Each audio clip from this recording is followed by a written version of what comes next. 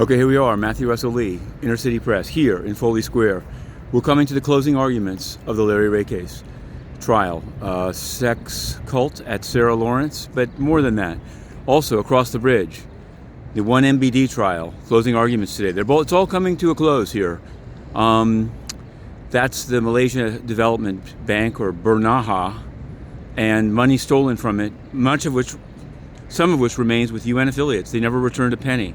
And to that we're turning, because over the weekend in Ukraine, images have emerged of mass graves and civilian bodies in the streets. And suddenly, the U.S. administration, Linda Thomas-Greenfield, who, as we reported on Friday, had told a kind of self-selected group of supporters that dodge the question. The U.S. is not going to try to eject Russia from the UN Human Rights Council, much less the Security Council.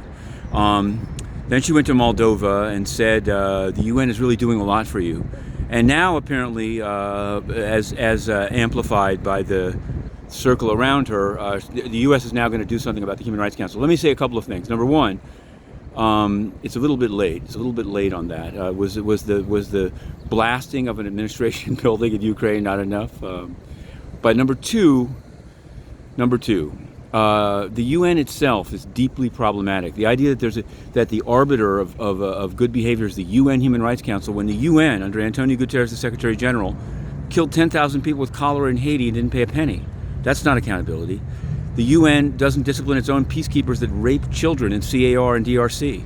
And in fact, when Inner City Press asked about it, Antonio Guterres, who's apparently supportive of those activities, or at least doesn't want them talked about, had Inner City Press banned. And the U.S. mission, told of this, has done nothing, because they don't. So the question I have for them is their job to promote the UN to Moldovans, or to ensure that the UN lives up to the charter and also doesn't throw independent American media out so that it can propagandize?